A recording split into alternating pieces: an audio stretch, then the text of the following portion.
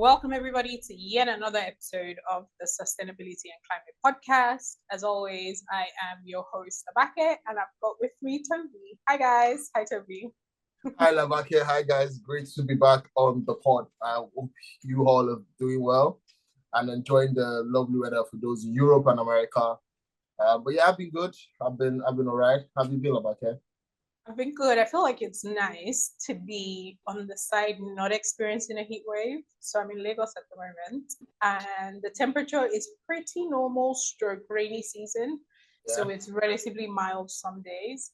And it just feels good to hear everybody else complaining about the heat that they're experiencing because I feel like that's all. So I'm great. How are you coping with the heat wave?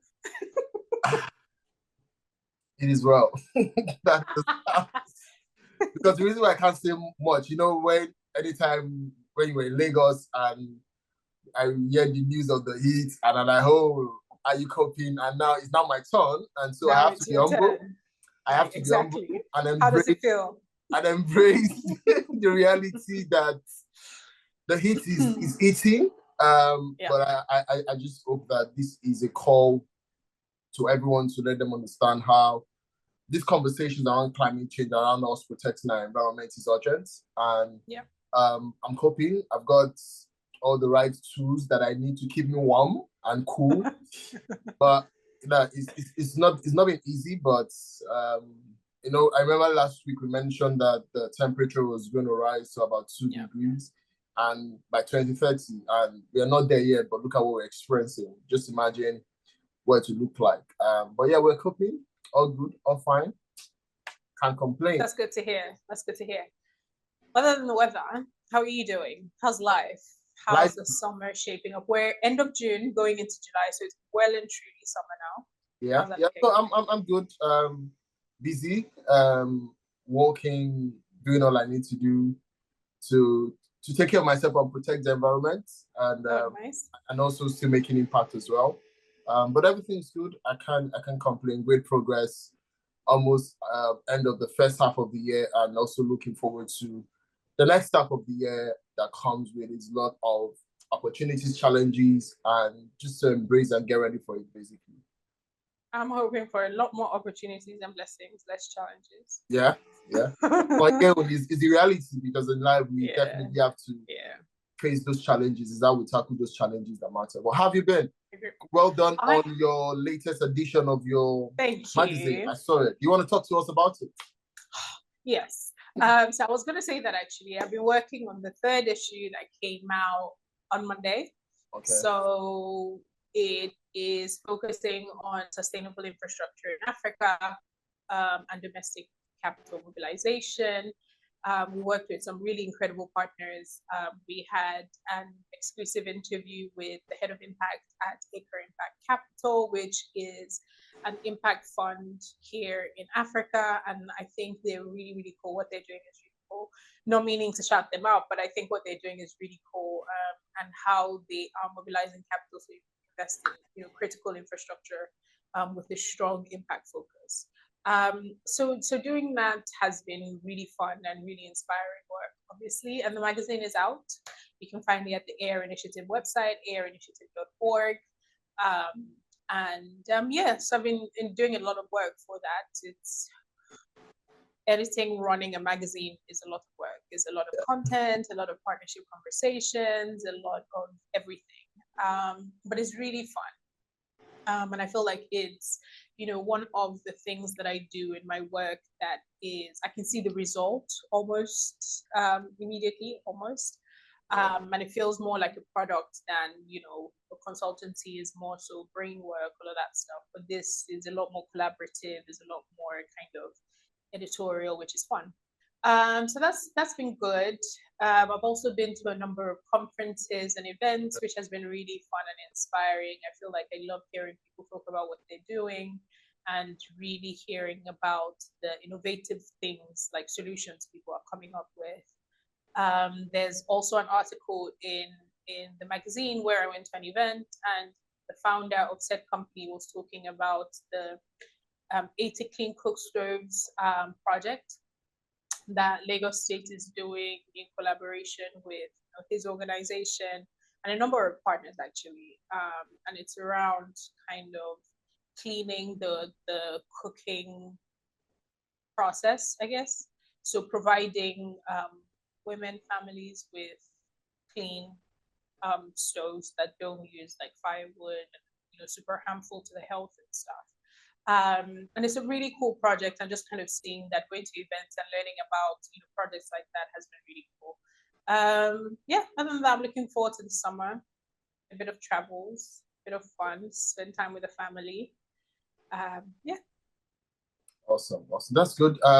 Yes, so guys, check out the magazine, and it's an interesting edition. Thank you. Trust me, it's insightful as well. So yeah. Thank you. Do you have anything else to share with us, Toby, or do we want to hop straight into the news? Let's go straight to the news. Awesome. Okay, hit us. All right, so I've been reading a lot. I always do. I like to read, and so that I come prepared for you guys, But awesome. I think one that got my attention is around the UK, where more people are buying electric cars and installing heat pumps than ever before. But those numbers, according to the Climate Change Committee, needs to increase even further. And it's an independent committee who released the report saying that the government needs to make sure that households benefit from the switch to cleaner technologies through lower bills. And the UK biggest emitter last year were transport and buildings, which also need to get cleaner to help reach net zero. And these committees see signs of progress, according to them, including a near doubling of the number of electric cars on UK roads in the past 2 years. And it says that nearly 1 in 5 new cars were sold in 2024 was electric. And I think that's a really good thing to highlight. And it said that this has basically helped to reduce emission from transport, and also not counting planes and ships for the second year in a row, even though the traffic level rose last year. And lastly, they also mentioned that the new electric cars will be more expensive to buy than the petrol equivalent. And so they expect them to cost the same in the next couple of years. But the committee at the end of the day praised the new government's relaxation of planning rules, which it says that it has encouraged more people to install heat pumps. So kudos to them. Kudos to the UK government for that. So I just wanted to point that out. Yes, so and the other news I saw is still on the UK.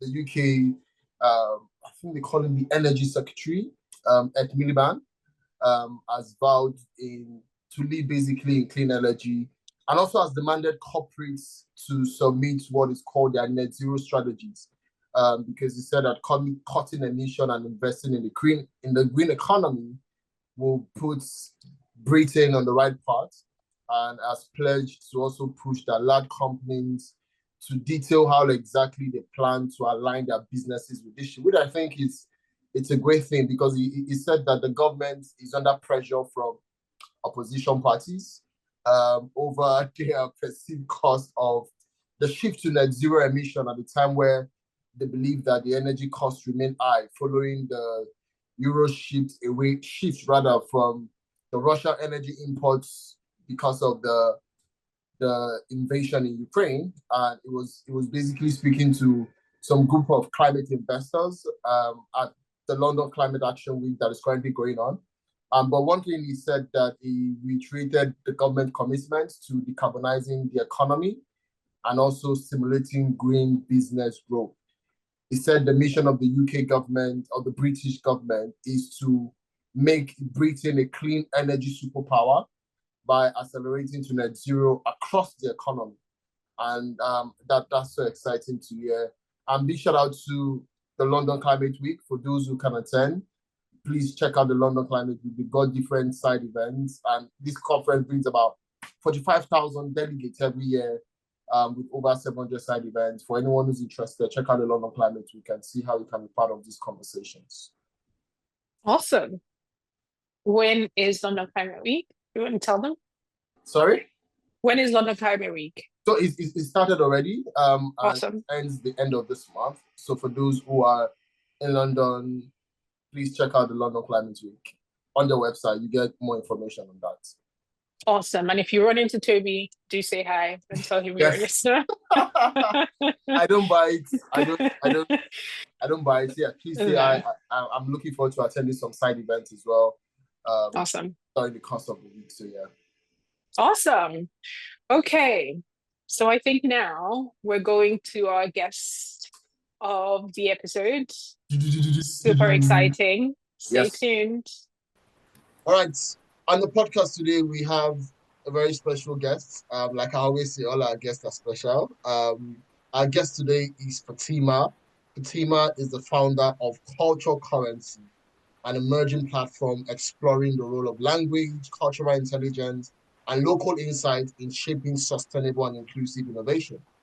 He's also the principal consultant at ANRE Solutions Limited, and Fatimah is focused on how AI and digital innovation can reshape the future of work while addressing the salient barriers to equity in tech. She's formerly a senior consultant at KPMG and has contributed to the World Economic Forum Fourth Industrial Revolution in Africa initiative. Ladies and gentlemen, we have on the podcast today the one and only, the incredible, the phenomenal Fatimah. Hi, Fatimah. How you doing? Hello, Toby. I'm very well, thanks. Thanks for the very lovely and warm introduction. All right. Labake, do you want to set the ball rolling?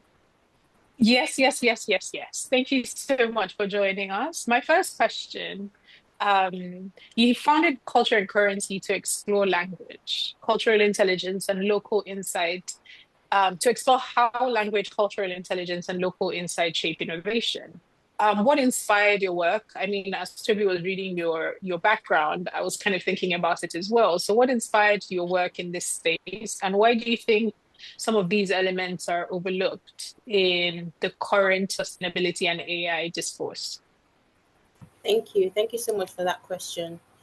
So, what inspired my work actually has been a series of observations and cultural nuances that I've noticed across the world. I think it started when I founded a company back in Lagos, Lagos Travel Mag, and then I realized that people were hungry for culture. And that is why most times you see everyone is traveling to one place or the other. So everyone is hungry for some form of culture or the other. But what really sparked culture currency to come up as an initiative is the fact that a few weeks ago, couple of weeks actually, I prompted an AI tool to generate visuals for a project that would celebrate Africa and its innovation, language, and resilience vis-a-vis, the UK and other Western states. What I got was very familiar, but it was somewhat disappointing because the kind of images I got were images of sadness, not really smiling faces of Black people, struggling, poverty, things like that. So I just thought, I'm tired of these, visual tropes. And I challenged the system, reprompted it and said, adjust the prompt and correct so and so aesthetics.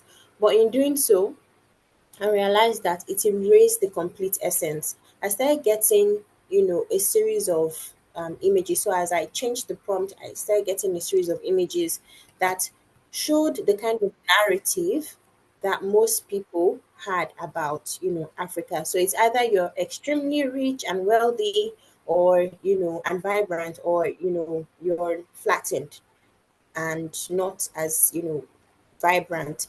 And it's kind of bothered me because I thought to myself, I think we probably are at risk of some form of colonization, and it is going to be an AI colonization, where your AI tool or AI agent or model is only as good as what you prompt it on.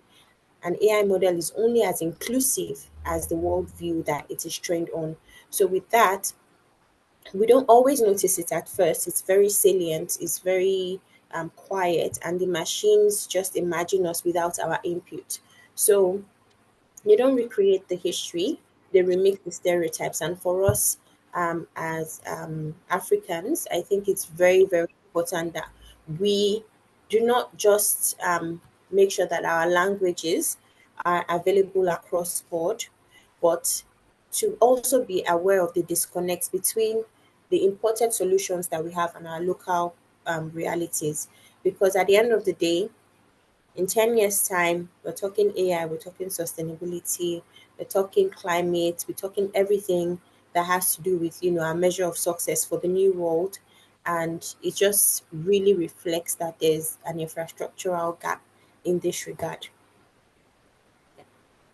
Let's talk about AI and sustainability, right? And so sad to see what the AI tool gave you in terms of depicting Africa. How does Yeah. language, both literal and cultural, affect how sustainability concepts are understood, accepted, or rejected across the different communities? And what are the risks when sustainability efforts ignore the local context? Yeah, yeah. Thank you. Thank you so much. Um, so I believe that language is the first carrier of meaning, right? And I've seen this in systems. When I say systems in your house, I'm very sure that there is a language that you all speak, right? When, a father says, don't do that, right? As another person's father can say, hello, that's the language there, right? In secondary school, universities, educational institutions, everybody has a certain language. When I went to Queen's College, and we used to say, things like, oh, my Jonko, can you do this? We had different languages around, our communication. If I look at offices as well, there's a culture there, and every office has their own language. On a bigger scale, we look at industries. Every industry has their own set of words and languages that they use. The same thing, sectors, the same thing in countries, right? Local states. Nigeria has more than over 50 languages in one country. The whole country as a whole, we have different parts of the world in Africa and beyond with specific languages, like Spain having Spanish, French, and everything like that. And then you look at everything and then you realize from that top down level that language is really, really key. So, on how sustainability is understood, we have come up with this grand, um, um, we've come up with this grand explanation of what we need to do to achieve sustainable goals, right? And across all of that, we've come up with things like offsetting carbon, net zero. But what does that mean on the language level, right? It doesn't really translate or, clearly resonate across board. And when I think about Africa, I think about the AFCFTA agreement, and I think we are divided culturally by language. When I look at West Africa, I see that West Africa is divided. We have English speaking West Africa, and then we have Francophone speaking West Africa. So we cannot even understand ourselves by a common language within the western part of Africa. So in Nigeria, for instance, there is no exact, cultural equivalent for climate neutrality. I will challenge you. Can you say climate reality in your language? Can you say it in Yoruba? I cannot. I can't say it in Yoruba. So there is a need for new language development and, that's deeply rooted in the practices of what we're doing today, and I think it's a form of responsibility that we must all carry. And if we do ignore language, that means that we are ignoring, frameworks by which people already used to make sense of the world, right? We cannot exactly force everyone to speak a common language. We cannot exactly do that, and that is one of the beauties of the world. I'll give an example. In Scotland, for instance, young people are interpreting sustainability in local ways. As you would know, Scotland speaks Gaelish and Gaelic rather, and English. So there are different ways that they are interpreting that, especially in place-based economies and areas of in underserved areas in Scotland where there's high free school meals, for instance. So to answer the question in a very short form and summary, I think that there's a huge risk and that sustainability efforts are becoming extractive, and then we need to ask the communities to comply with foreign ideals instead of co-creating. Excuse me, instead of co-creating. And not only that, I think that we see the risk, but there's also a very great opportunity, parallel to that. And that is why I am pushing for us to, collaborate on languages. If you understand, Spanish, or maybe you understand French, then you'd be able to liaise with our Francophone brothers in West Africa. But if you don't, then that naturally divides us, except we are going to come up with a new African language, that we all need to learn, institutionalize, and begin to speak. So that's the danger. Interesting. I think you made a lot of great points. One, about the bias of Yeah. AI models. And I've heard that a number of times. I also even wrote an article around sustainability and AI in the first edition of our magazine because it's something that I've noticed quite a bit. And it's really interesting to think about how language plays into why that is the case as well, right? As you said, how do we localize sustainability terms? How do we localize these concepts to the people that it's most relevant to? For example, so smallholder farmers who are in Kenya and speak Swahili, or they are in Nigeria and speak Hausa, like how do we communicate these concepts and these ideas to them in a language that includes them? Very interesting. Yeah. And that ties into my next question, which is like AI is rapidly transforming industries, right? A lot of these models, however, are built with Western data sets and cultural assumptions, as you've rightly said. Um, you've identified some of the dangers of this imbalance, but can you talk a little bit more how this is particularly dangerous for sustainability focused AI solutions in Africa or in the global south? I see AI being kind of spoken about a lot in tech spaces in Africa and building AI solutions. AI is like the next wave, right? That everybody wants to jump on and everybody wants to build in. But what are some of the dangers that you would see?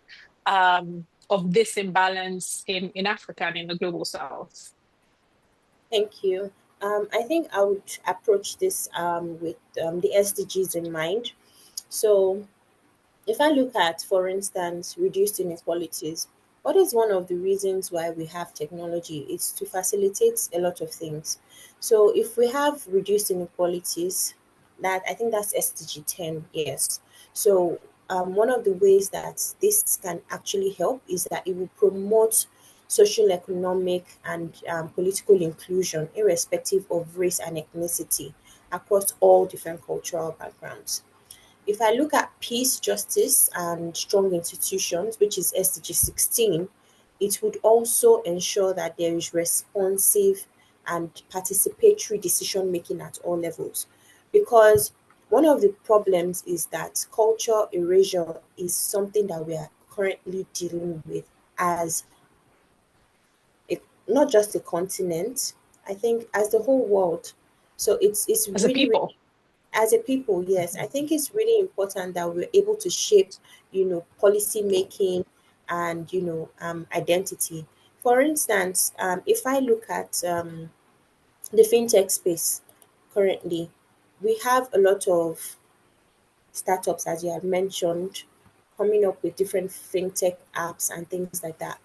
All the user interfaces are in English, and we are building for Africa. We're building as a continent.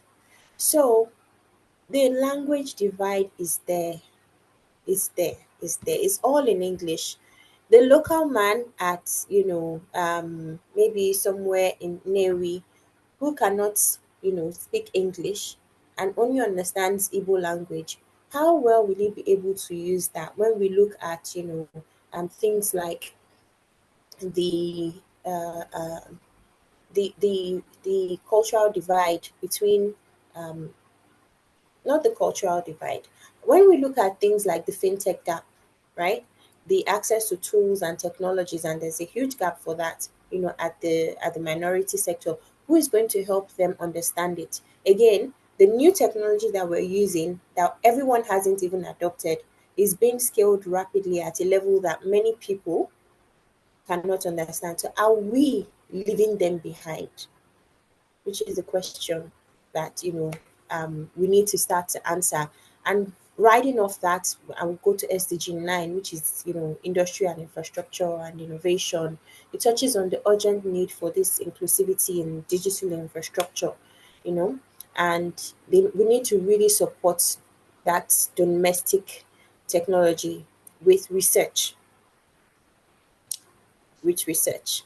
And I think finally, maybe if we do consider um, partnerships for the goals. For instance, if we were to speak to someone from Burkina Faso about something that we were doing, what language do they speak in Burkina Faso? Can anyone here speak that language? How can we, engage them? But guess what? AI is already coming up to speed in the sense that there are new tools and people are building a lot of new technology that is trying to target this language divide specifically, such that when I speak to you in this language I'm speaking in, you would understand it in your own language.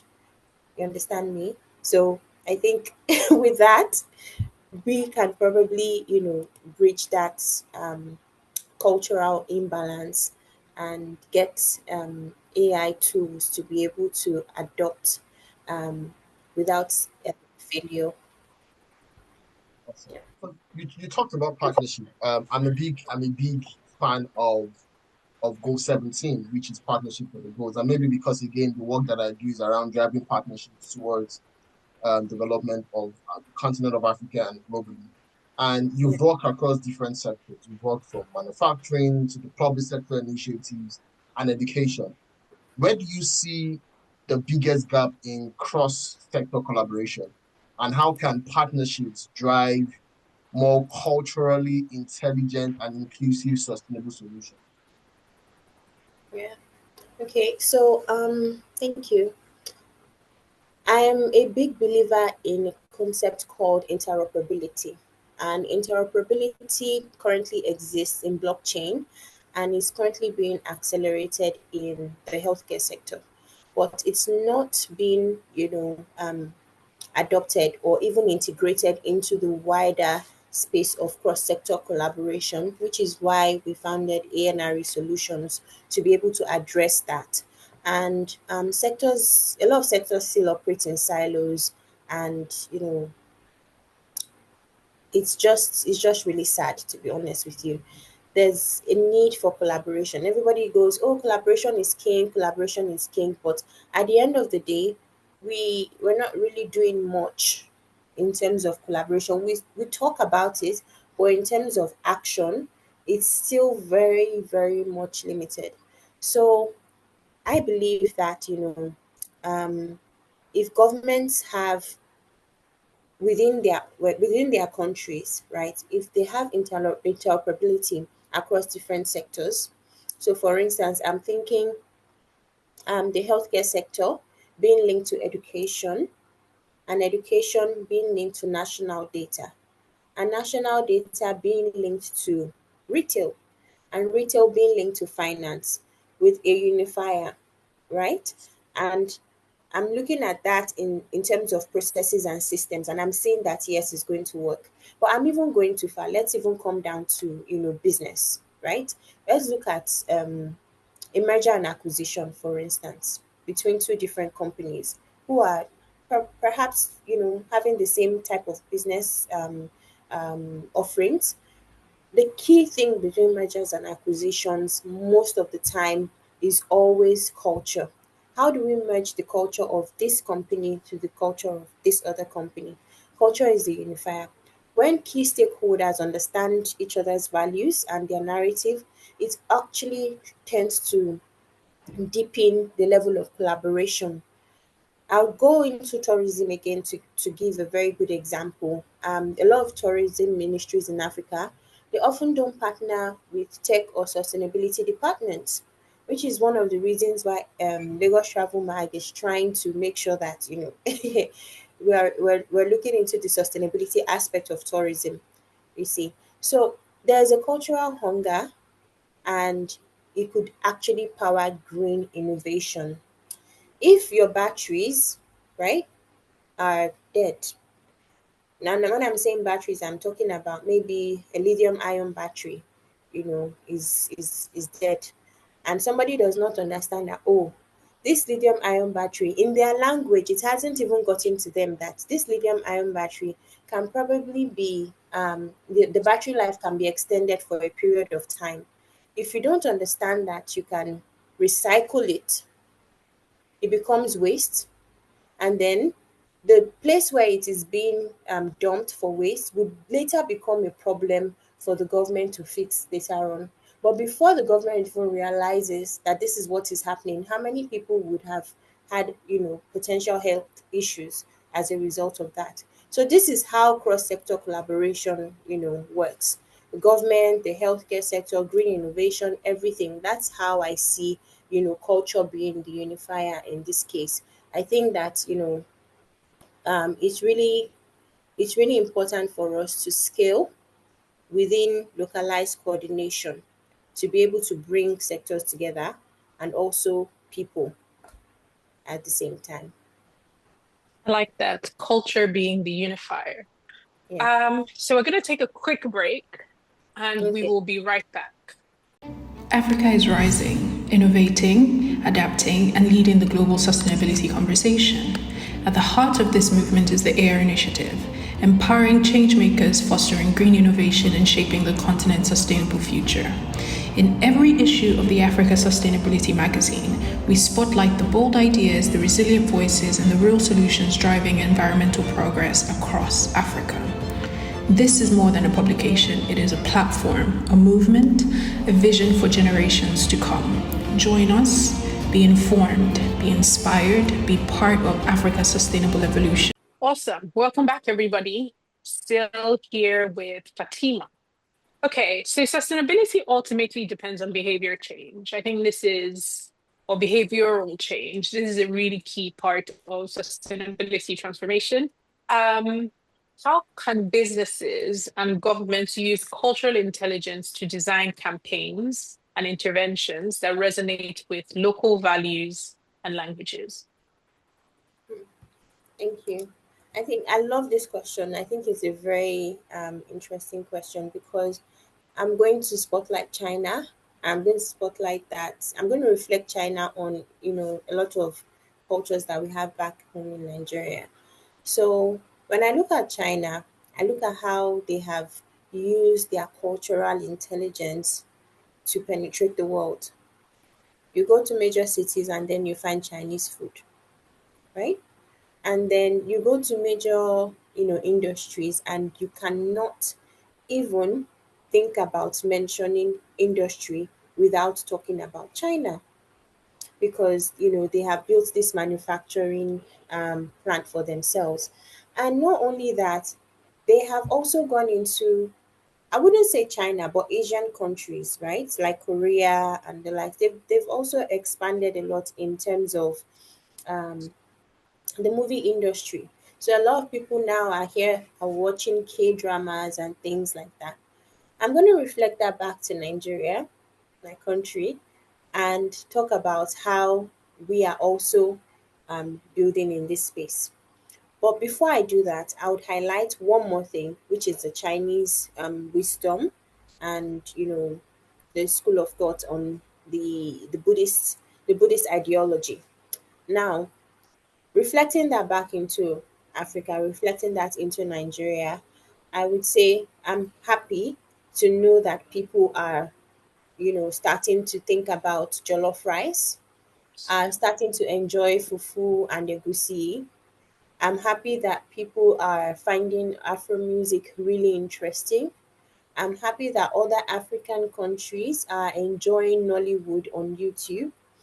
I am also happy that people are also talking about Africa. A lot of VCs are looking at Africa's fintech landscape and seeing that we have a lot of great potential there.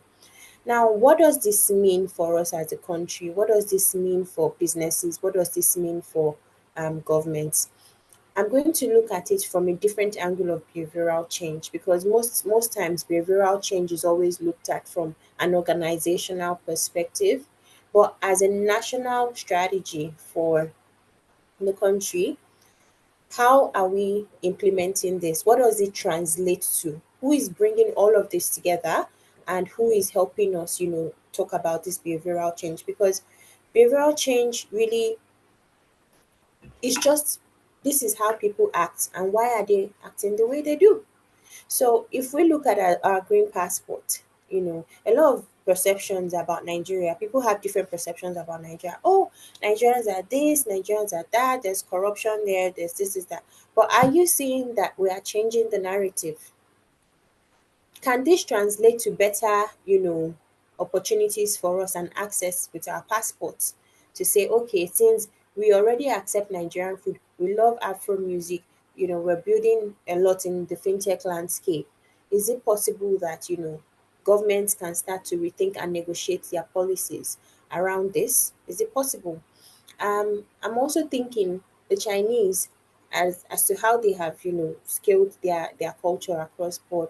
The behavioral change aspect of it with the cultural intelligence really offers like a mirror, like a useful mirror, to use that as, local campaigns on heritage and pride. Even the Chinese New Year is a whole celebration, and that has helped to gain credibility, from a national perspective. And it also builds trust in the system of whatever it is that China is producing. We can go on tomorrow and say, oh, whatever they're producing in China is fake, is not, as original, blah, blah, blah. But at the end of the day, when you want to produce something in bulk, who would you go to? You go to China, right? And when you want to purchase large manufacturing equipment, the first place you think of where you find it, you don't think it's fake at that time.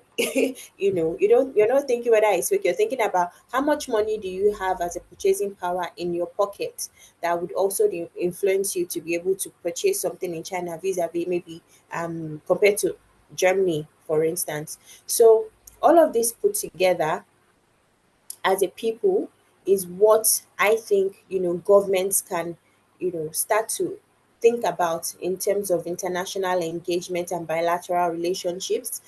And then on a local level, they could definitely look at this as a way to interact with people. What are people saying on social media?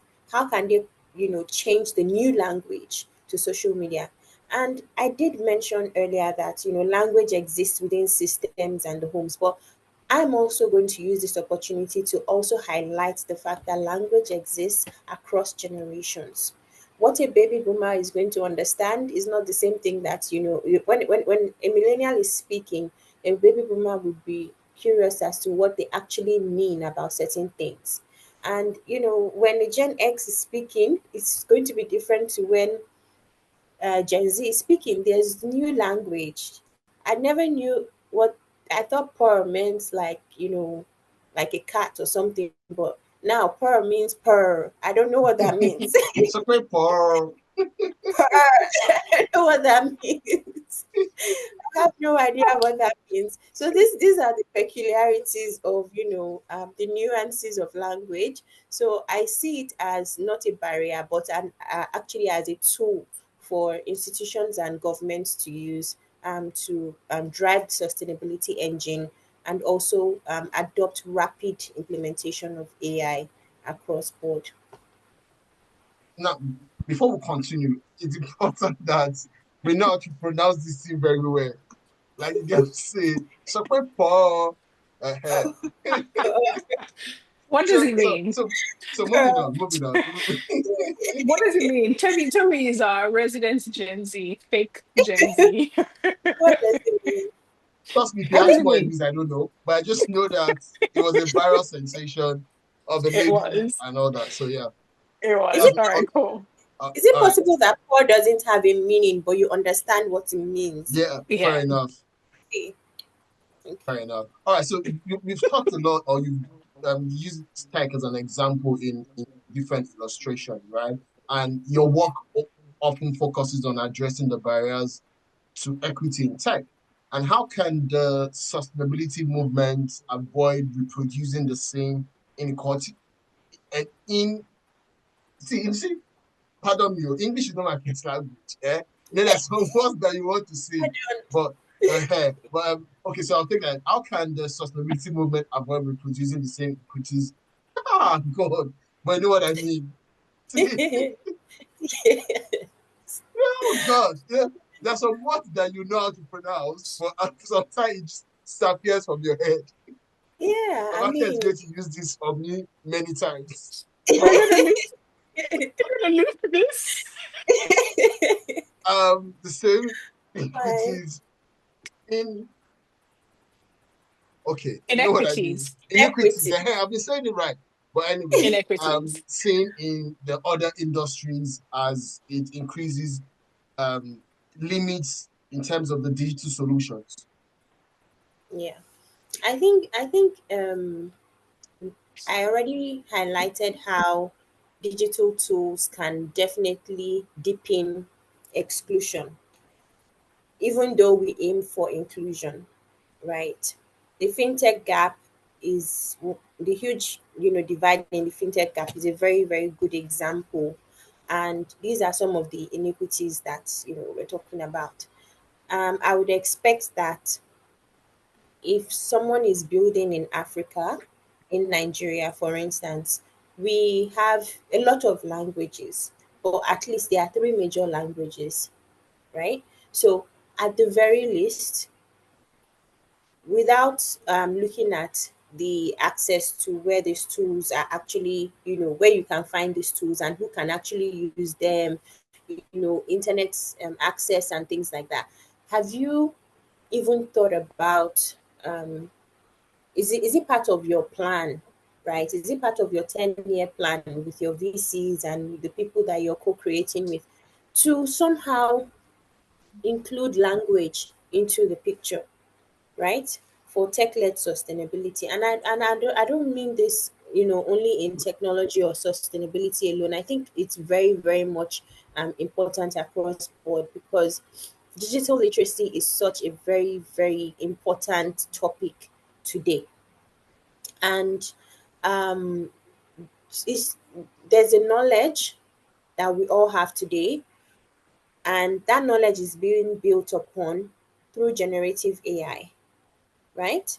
And we're training these models, right? We're encoding and training these models, but a huge part of that is being ignored. I will give credit because I've seen people engaging. I remember Damipe on she went viral on TikTok and LinkedIn for talking to AI in pidgin English, and AI was able to respond in proper pidgin English. You understand? And that was quite impressive. But if I look at the whole world today and I look at new AI tools that are being developed, and I scroll down to some people who have already implemented, you know, um, culture and language in driving technology and sustainability. I scroll, but I'm looking for Yoruba, I can't see. I'm looking for Hausa, I can't see, right? And where does that put us? Especially Nigeria, we're at great risk because, some of these other countries, if you can speak French, it's very easy to learn, Spanish. So you can learn Spanish and French. But if you can speak English, even the English not many English people can speak other languages other than, English. We can speak our local language, but how far can we go in learning French, which, has formed the backbone of the colonization that we have dealt with for so many years and is now currently dividing us as a continent, beyond the physical borders that we share. So I think that equity requires a lot of participation and not just access. And digital tools, although they can, deepen exclusion, can be very, very useful in terms of engaging um, institutions for inclusion. Yeah. Okay. So reflecting on your contributions to the World Economic Forum's fourth industrial revolution in Africa, what lessons um, emerged for you about the role of culture and local insight in shaping the future of work, tech, Yeah. and sustainability on the continent? Thank you. So this was in 2019, I believe, and it was being led by Elsie Kanza, who was at the time charged with the responsibility of ensuring the African agenda, of ensuring that the African agenda was progressing. So we had like six different sections, and I was part of a roundtable with a lot of inspiring industry leaders, sector leaders, and economists as well. So we started to look at, at the infrastructure level, what is a huge barrier. So we picked on education, and it was clear from that we could we had a clear barrier to implementing the AFCFTA. So, excuse me, the AFCFTA is supposed to unify Africa, right?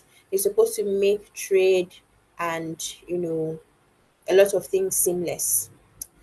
But if in West Africa, for instance, we have a lot of students who are not taking up French and Spanish or Portuguese as electives, although these are not African languages, we're already dealing with the consequences anyways. These are not African languages, but does it limit how they are able to interact with someone from Congo or Cote d'Ivoire or Senegal, for instance? Does it limit that? Yes, it absolutely does. So in identifying that multilingual communication was a huge barrier in this system, we then thought, okay, maybe cultural diplomacy, and we could achieve this through creative economies. And I'll tell you how the creative economy can definitely help. And I'm glad that I have a very recent, example to point at.